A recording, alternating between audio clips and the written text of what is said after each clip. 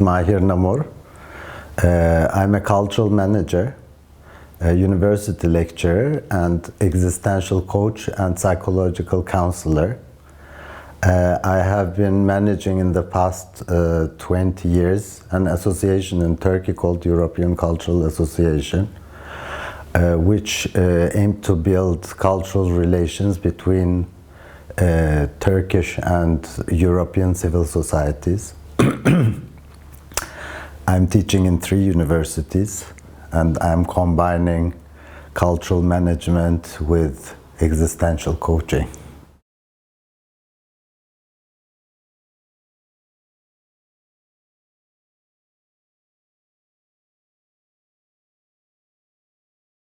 I think this should be one of the main missions of a cultural manager. As we cultural managers are creating the suitable environments for the culture and arts to grow, so that we can, think as communities on our values and on ourselves, reflect on ourselves, and to think of how we should live better in this world, in this universe, in this planet. And to live better in this planet requires us to understand ourselves better and the other one better. And the other one could be other cultures or other creatures other than us human beings. So I think this is the most important role that a cultural manager can play, to raise this awareness.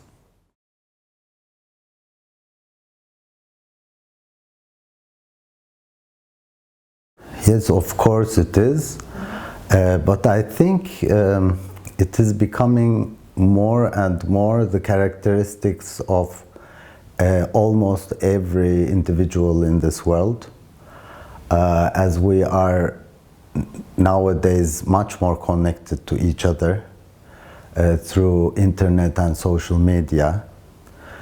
So I think each of us has to learn these, has to achieve these characteristics.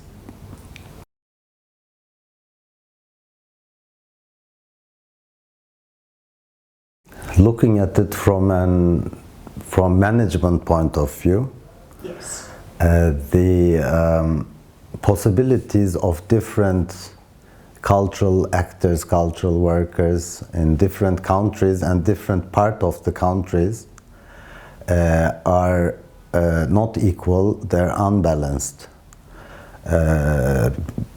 because of the cultural policies and the possibilities given to the cultural managers to move around and meet each other. I think this is one of the biggest challenges. And of course this inequality and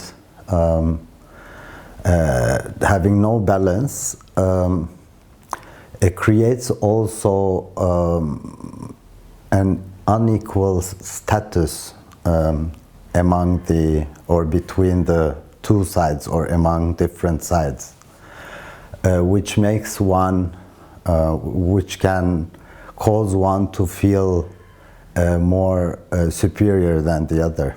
I think this is one of the biggest. There are, of course, many others.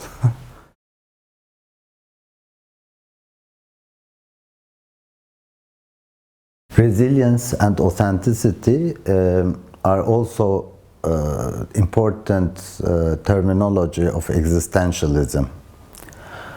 And in my perspective, resilience requires having a firm inner world in order to deal with the dynamics of the outer world in human life. So our values are things what are firm in our existence. And we have to adapt to be resilient to the outer circumstances. So in the in very fast changing outer circumstances, to keep aligned to our values is quite difficult. And that is the relationship between resilience and authenticity. How can we preserve to be ourselves, to be aligned with our values, although we have to change our behaviors, our attitudes, and our actions in the outer world?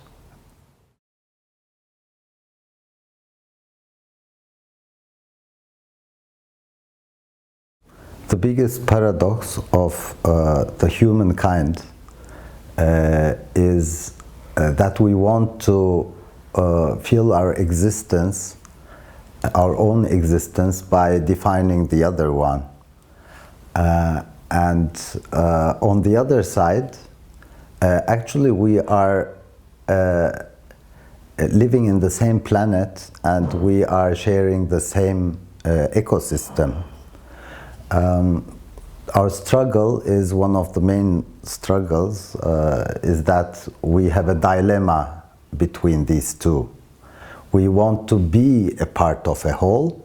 On the other side, we want to be ourselves. Therefore, in these challenging times, when there are such overwhelming problems in the world globally and in the region, we are, of course, very much overwhelmed and very much involved with the problems. So the main intention of this program was, of course, to tackle these problems on one side, but not to focus on the problems, but taking our common vision and common humanity and discovering our common values was the main aim in this program.